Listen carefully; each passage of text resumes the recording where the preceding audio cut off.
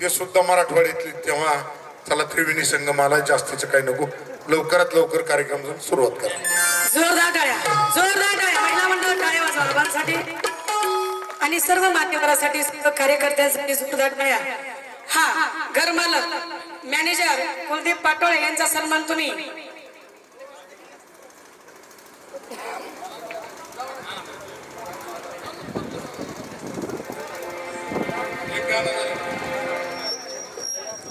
जिथे जिथे कलावंताला त्रास,